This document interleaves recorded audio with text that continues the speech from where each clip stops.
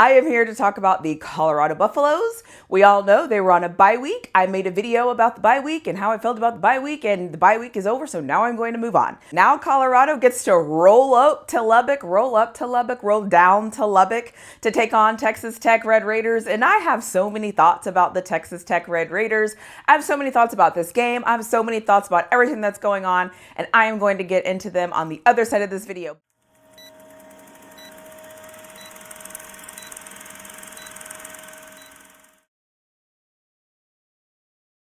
I am going to be honest. I do not think this Texas Tech team is good. Nothing about this Texas Tech team stands out to me and makes me feel like Colorado cannot beat this team.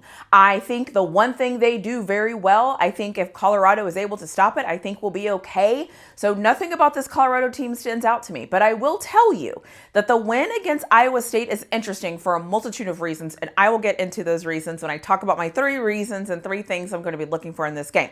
One thing I do want to comment on, though, is you will not hear me on this channel as of right now with 4 games left to go talking about any Big 12 championship game. I'm not going to talk about it. I'm not going to engage with it because at the end of the day, Colorado has to win every single game before we can even have that conversation. And until Colorado at least wins 3 out of the 4 games, I'm not going to talk about it. So the only time you're going to hear me talk about a Big 12 championship or a Big 12 whatever is when we get past these 3 games and Colorado has 1 game left and they've won all 3 of those games, then I will begin to talk about that. I said from the jump, I usually ride things in the middle. I'm going to call them like I see it. Right now, I don't see it, so I'm not going to talk about it because there's so many other things that have to happen for them to get there. So instead of wasting my time talking about the different scenarios and talking about all this, I am just going to talk about the game that we have on Saturday, what we can do this week to win, and the 3 things that I am focused on for this game as I watch this game against Texas Tech. Because right now, this game against Texas Tech is the most important game of the season, and probably every single game we play after this will be the most important game of the season. So having said all of that, let me get into the 3 things that I'm thinking about when I'm thinking about this Texas Tech matchup. The first thing is, it's the one thing that I think Texas Tech does really well, and that is stopping the run. Texas Tech run game has been great. They have been able to control the time of possession. They've been able to move the chains. They've kept defenses off balance, and their ability to run the ball, it has been a masterful. The way that they've been able to move the ball through the run has been very impactful for them this season. If you go look at the games that they've won, if you look at the games that they have lost, they have been able to move the ball. And they've been able to move the ball based on their running. Now, again, I don't think the quarterback's very good, so that's that. But when you get that run game going and when teams have to really start focusing in on you running the ball, it opens up the pass. Obviously, I've been saying the reverse and hoping CU runs the ball, but I'll leave that where it's at. So the first thing I'm going to be looking at is, can Colorado stop the run? Is Colorado going to be able to stop Texas Tech's running attack? The one thing I want to call out here is Texas Tech's offense ranks higher than CU's offense. So just something to think about here. So if you see Texas Tech's offense moving the ball up and down the field, scoring a lot of points and things like that, they're supposed to. Their offense is ranked really high right now. So the first thing that I'm going to be paying attention to when I watch this game is, can Colorado stop the run? I need to see Colorado be able to stop the run, because if you can stop the run, you can also control the clock. So that's the first thing I'm going to be looking for. The second thing should come as absolutely positively no surprise to anyone, and I said I was going to continue to say it in every video and every week because it's important.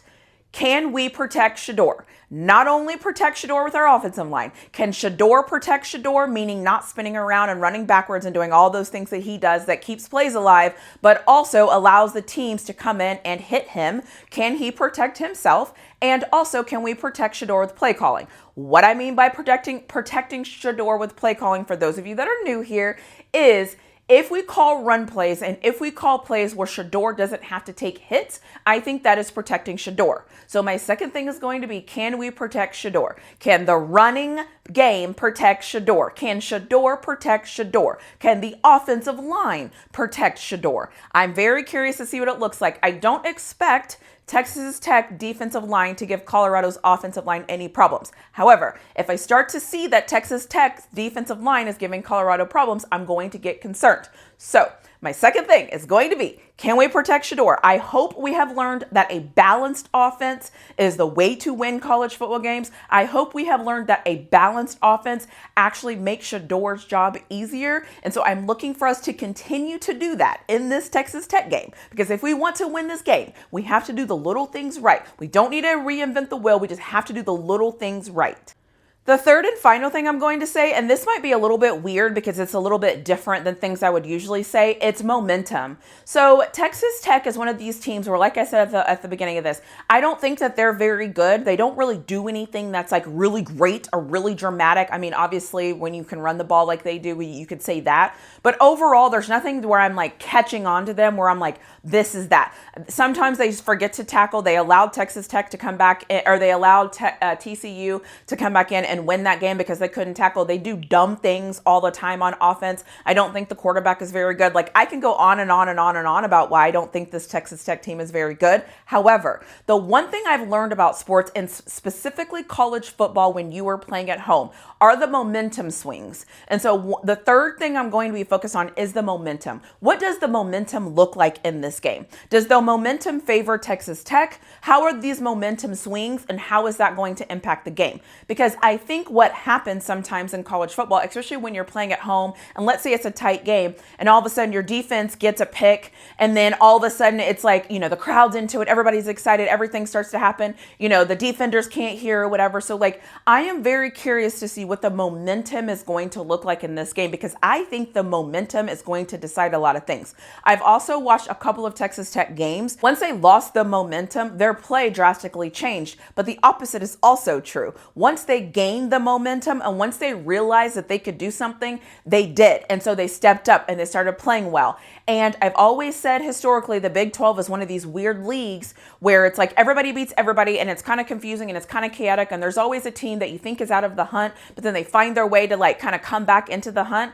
And so Iowa State losing to Texas Tech, and now Texas Tech getting to play Colorado at home, it makes me a little bit nervous in terms of momentum. Can they get that momentum? And if they get that momentum, what does that look like? So that's going to be the third thing I'm going to be focused on, is what does the momentum look like in this game? So the very first thing I said is, are we going to be able to stop the run? What does that look like? The second thing is, obviously I'm saying this every week, protect Shedeur, not only offensive line, but also coaching and Shedeur himself. And then the third thing I'm going to be focused on is this momentum. Is Colorado able to control the momentum swings and to really be able to pipe down that momentum? Because I think it will matter. The other thing I want to say is, I'm actually really glad that this game is happening in the daytime and it's not a Texas Tech night game, because playing at Texas Tech at night, it's always chaotic. So I'm so glad that this game is during the day, because I like our chances better during the day than I do at night. The other thing I just want to throw in here and say this before I get to my prediction is, be careful if you're going to this game, because they will throw tortillas out, and it is a totally weird thing. It's a tradition that they do. They're not supposed to have tortillas, but obviously fans don't care what the rules are. They're going to be throwing tortillas. So if you're going to this game, be careful. Be careful in Lubbock.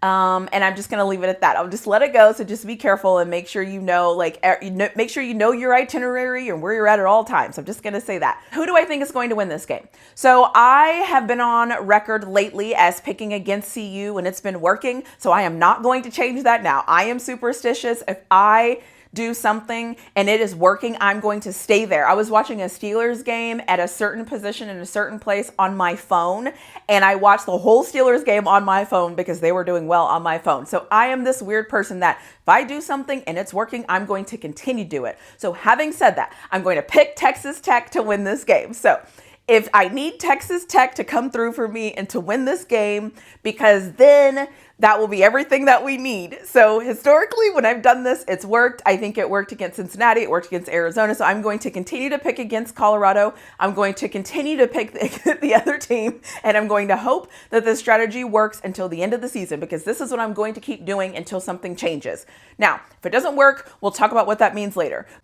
But for now, I'm picking Texas Tech to win this game, and I hope that this works like it's been working all along, because it would be actually interesting to see how close Colorado can get to the Big 12 championship game, depending on how things happen and depending on how things play out. But like I said at the beginning of this, absolutely none of that matters if Colorado does not win out as we move forward. So this is going to be my prediction. This is what I'm going to ride with. So just remember, when you're watching the game, think about the run game, think about the momentum, think about the protection of Shedeur.